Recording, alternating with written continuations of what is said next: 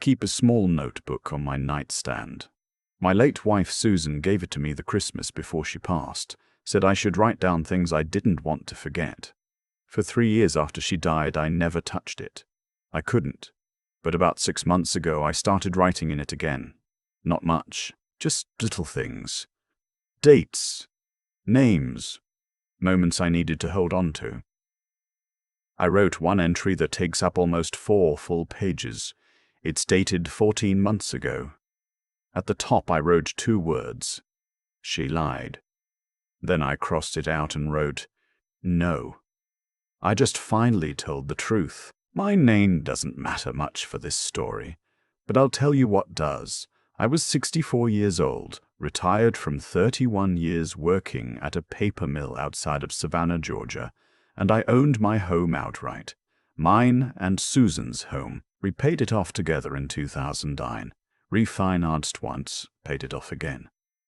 4 bedrooms, a detached garage I'd converted into a workshop, and 3.5 acres backing up to a creek. I also had a rental property 2 towns over, a small house my father had left me, which I'd fixed up slowly over the years and had been renting out steady since 2014. I never talked about the rental, not to most people, felt like bragging. Susan used to say I was too quiet about the good things in my life and too loud about the worries. She wasn't wrong.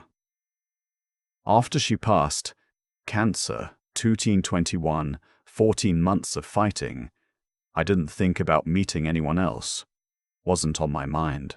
My daughter, Noelle, had moved back temporarily to help me through the worst of it, and my son, Bart, called every Sunday without fail from up in Charlotte. I had my workshop, I had my garden, I had my church. I met Renee at a church potluck in the spring. She'd just started attending, transferred from a congregation over in Hinesville after a divorce she described as long overdue. She was 58. Warm smile. Brought a sweet potato casserole that people were still talking about 2 weeks later. She laughed easily, which I'd forgotten I liked in a person. We started talking after service. Then talking turned into walking the grounds after service. Then it turned into coffee on Tuesday mornings at the diner on Whitaker Street. I want to be honest here, because I think honesty is the whole point of this story. I knew it was too fast. Noelle said it to my face. Daddy, it's been barely a year since Mama. My oldest friend, a man named Douglas, who I've known since the 3rd grade, pulled me aside at my birthday cookout and said, Brother, slow down. I heard them. I just didn't listen. Renee was kind to me in a way I hadn't expected to feel again. That's the only way I know how to explain it. When you've been with someone for 37 years and then you're alone, you forget how much you'd gotten used to being known. Renee paid attention. She remembered things I said. She asked follow-up questions. She made me feel like what I had to say mattered. We got married 11 months after that potluck. Small ceremony, just family and close friends, at the church where we met. Noelle was polite but quiet through the whole reception. Douglas gave a toast that was warm on the surface and cautious underneath. Only I could hear the difference. Renee's son, a 26-year-old named Trey, shook my hand and smiled at me with his mouth, but not his eyes. I noticed that. I filed it away. What I had not told Renee, what I had not told Trey, what I had not made a point of discussing with anyone on her side, was the full picture of what I owned. She knew I was retired. She knew I had the house.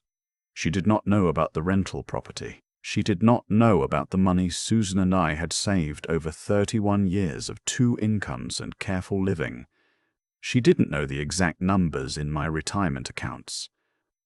I want to be clear, I hadn't planned it as a test. It wasn't strategy. Honestly, after Susan died, my son-in-law, Noelle's husband, a real estate attorney, had sat me down and very gently explained that I should think carefully before remarrying about how I held my assets. He wasn't being unkind, he was being practical. He said, "Dad, you've worked too hard for too long to not think about this. He helped me restructure some things before the wedding. The rental property went into a trust. The retirement accounts already had beneficiary designations. The house, our house, Susan's and mine, I kept in my name alone. Renee and I had signed a prenuptial agreement. She'd agreed to it without much resistance, which I'd taken as a good sign. She had her own savings from the divorce settlement, she told me. She was financially independent. She didn't need anything from me. I believed her. We came home from a short trip to Tybee Island, 3 nights, which was all I'd planned because I'd wanted to ease into things, and life felt settled. Good, even. Strange, the way you can be happy and uneasy at the same time, and not know which one to trust. 4 days after we got back, Renee sat down across from me at the kitchen table after dinner. I remember the exact moment because I'd been reading the newspaper. The actual paper, print edition, which I know is old-fashioned, and she waited until I folded it. That waiting felt deliberate. "I've been thinking," she said, "about our finances." I set the newspaper down. "Trey is in a situation," she continued. "He's been trying to get stable for a while now, and I think if we could help him get into something, maybe a small business or even just a better apartment in a safer area, it would make a real difference." I asked her what kind of help she meant. "I was thinking we could pull from the home equity. Or if you have savings set aside somewhere, we could look at what makes sense." I kept my face very still. Susan always said I had a poker face when I needed one. I used it then. "How much were you thinking?" I asked. She said a number. I won't repeat it here, but it was not a small number. It was the kind of number that takes years to accumulate when you're working at a paper mill in Georgia and brown bagging your lunch and driving your cars until the wheels fall off. I said I'd think about it. She nodded like that was the expected answer, like the conversation had already concluded in her head and we were just waiting for me to catch up. I didn't sleep well that night. I lay there in the dark, in my bedroom, in my house, in the bed Susan and I had shared for over 3 decades, and I stared at the ceiling and I thought about Douglas telling me to slow down. I thought about Noelle's quiet face at the reception. I thought about Trey's handshake. In the morning I called Douglas. I didn't tell him everything right away. I started general. Renee brought up something about finances, and he let me talk until I'd said the whole thing. When I finished, he was quiet for a moment. "She waited 4 days, he said. "What?" "She waited 4 days after the honeymoon to bring this up. Not 2 months. Not after you'd built something together. 4 days. I hadn't thought about it in terms of the timeline, but he was right. 4 days. "You need to find out what she actually knows about your situation," Douglas said, "and you need to do it carefully." Over the next 2 weeks, I paid attention differently, not suspiciously, or at least I tried not to let it show, but carefully. I watched how Trey talked to me when he came by. He'd started dropping in more often since the wedding. At first, I'd thought that was a good sign, him warming up, but he never came to spend time with me. He came to spend time in my house. He'd walk through rooms slowly, not like a guest, more like a man appraising something. One evening he asked me about the detached garage. "What do you use it for?" he said. I told him it was my workshop. Woodworking, mostly. I'd been doing it since my 30s. "You ever think about converting it?" he said. "Like, into a proper living space? It's a good-sized building." I said I hadn't thought about it.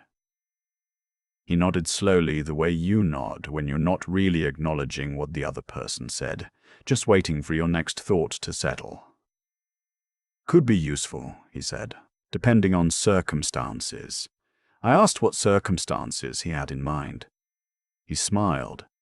"Just thinking out loud." That night, I called Noelle. She answered on the first ring.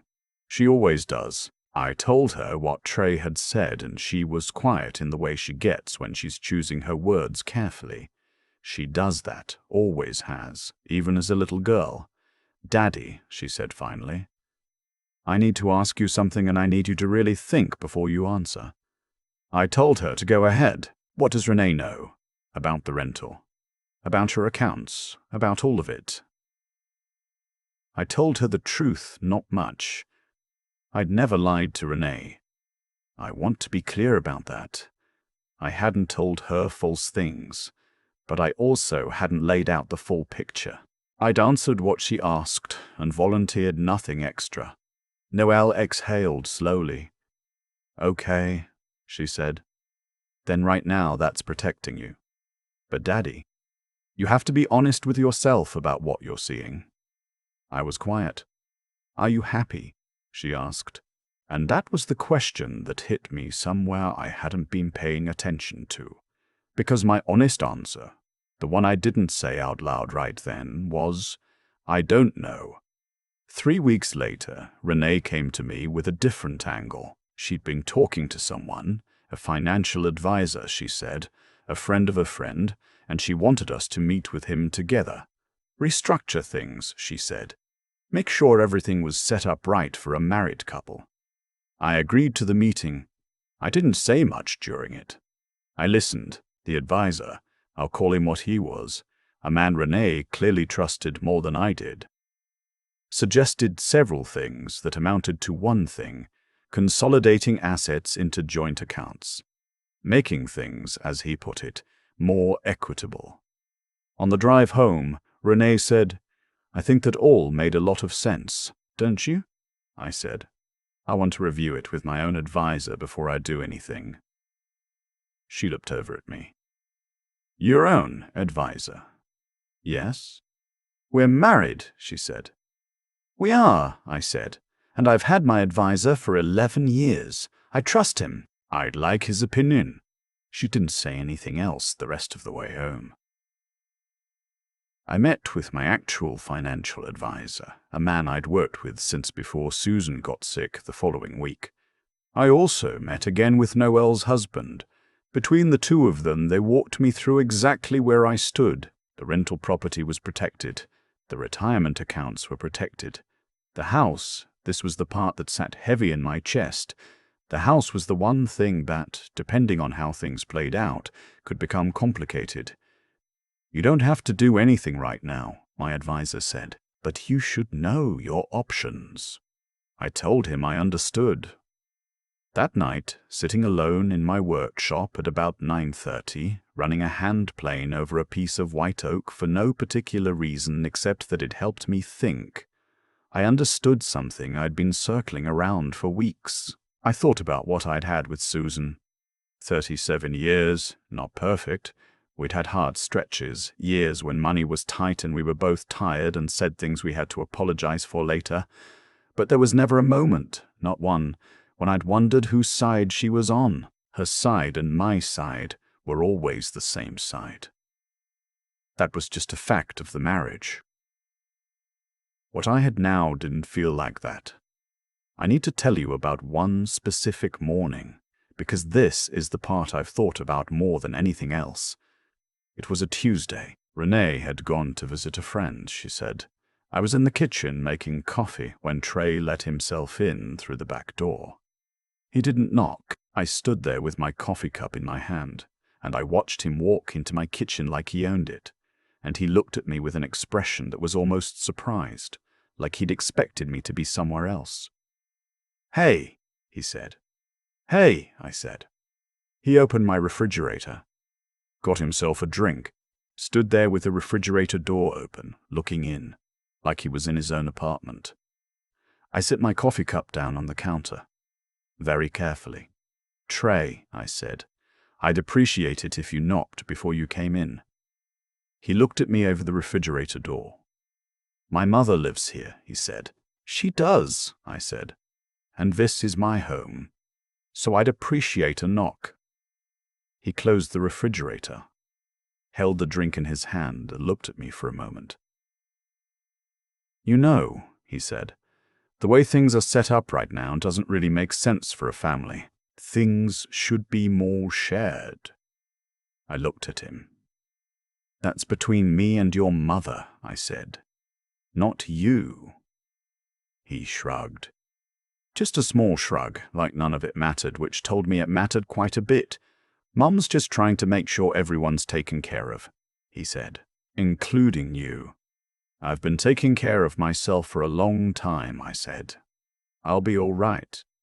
He left without saying much else. I stood in my kitchen for a long time after.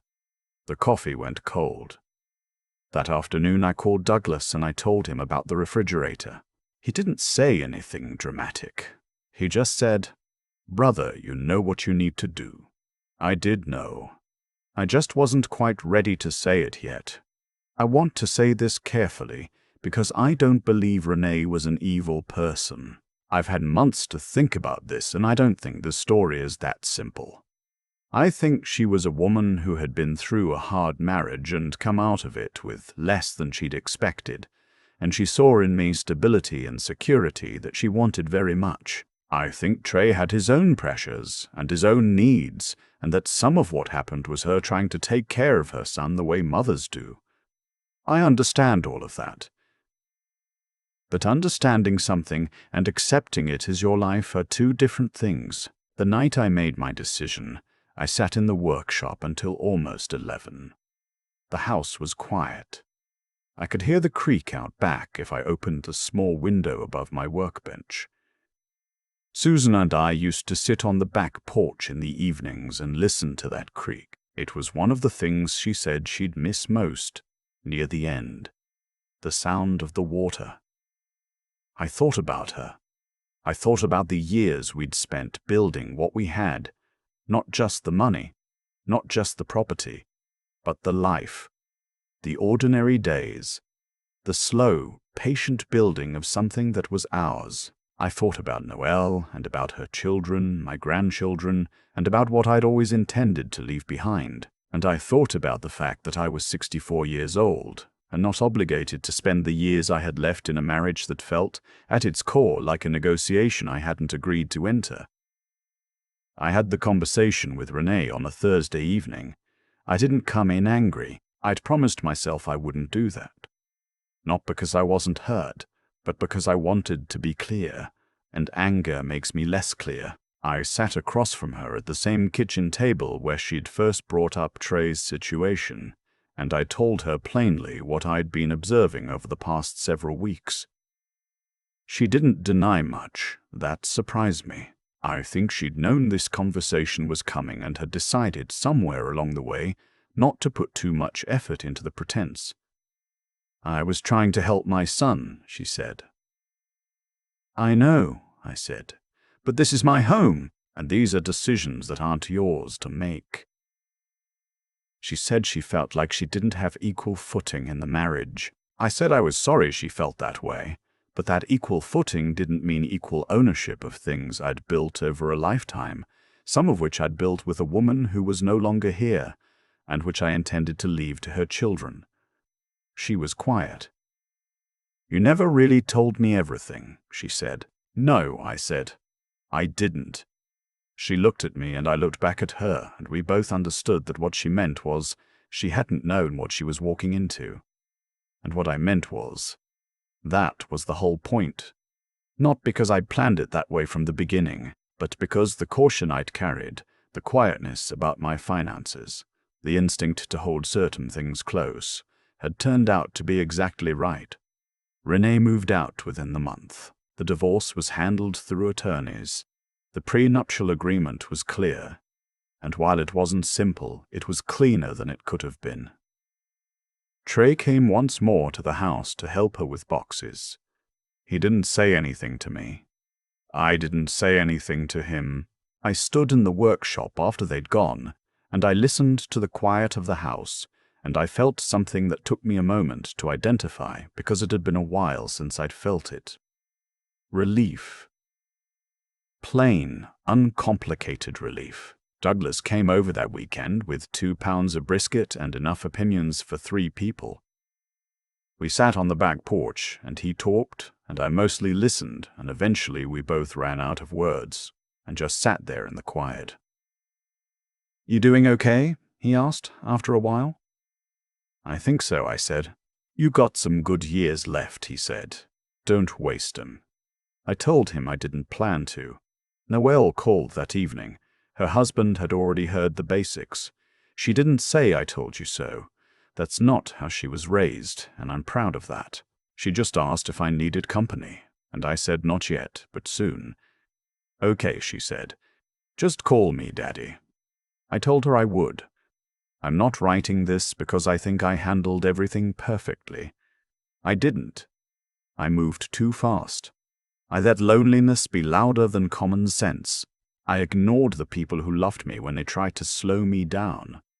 Those are true things, and I own them, but I also know this. The instinct that kept me quiet about certain things. The habit Susan and I had built together of keeping our business.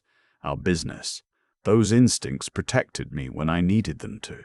There's something people don't talk about enough when it comes to starting over at this age. You're not just risking your heart. You're risking everything you built, everything you and your late spouse worked for, side by side for decades. That matters. It deserves protecting, not out of greed or selfishness, but because it represents something. The years, the work, the people who will come after you. Trust your instincts. Talk to your children. Get an attorney. And don't let loneliness make decisions your clear head would never make. I'm back to early mornings in my workshop now. Back to Sundays at church. A different service time, which helps. Back to the creek out back, and the sound the water makes at night when everything else is quiet. It's enough. Most days, it's more than enough. And if I ever write about it again, I'll start the same way I always do, by telling the truth, even when the truth is that I almost didn't. I've thought a lot about cause and effect since all of this happened. Not in some grand philosophical way, just the plain, ordinary kind. The kind where you trace a line backward from where you ended up, and you can see clearly every decision that led you there. Theirs and mine, both. Renee made choices. She moved quickly. She waited just long enough after the wedding to feel safe, and then she started pulling at things. Trey walked into my kitchen like it already belonged to him, opened my refrigerator without a word, and talked about circumstances like he was already drawing up the plans. Those weren't accidents. That was a pattern. And patterns, if you watch long enough, always reveal what's underneath them. But here's the thing. I have to be honest about. I made choices too. I moved fast when I should have moved slow. I let loneliness convince me that what I was feeling was clarity, when really it was just need. I heard Noelle's silence at the reception. I heard Douglas's careful toast. I heard all of it, and I chose not to hear it. That's on me. Fully. What saved me wasn't luck. It was the accumulated habit of a lifetime, mine and Susan's together, of holding certain things close, of not announcing everything we had, of understanding that what you've built quietly, you protect quietly. I didn't devise some clever plan to test Renee. I was just a man who'd spent 37 years learning, alongside a woman I loved deeply, that your business is your business. That instinct, that quiet habit, turned out to be the only armor I had, and I hadn't even known I was wearing it. There's something worth sitting with in that, the choices you make in ordinary times.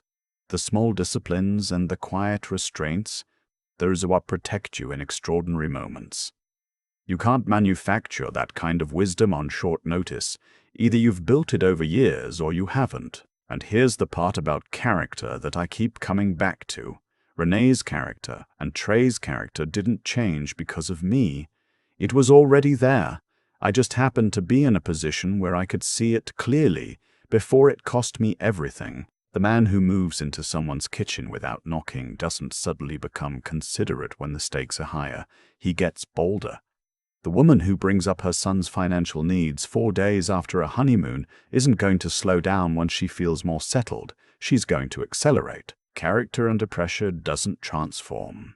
It just becomes more visible.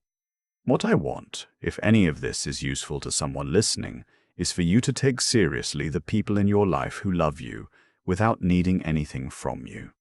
Noel never asked me for a single thing except to be careful. Douglas never asked for anything except my attention when he was talking sense. Those are the people who tell you the truth, not because the truth benefits them, but because you matter to them more than the comfort of staying quiet. I'm 64 years old. I have good years ahead of me if I'm careful with them.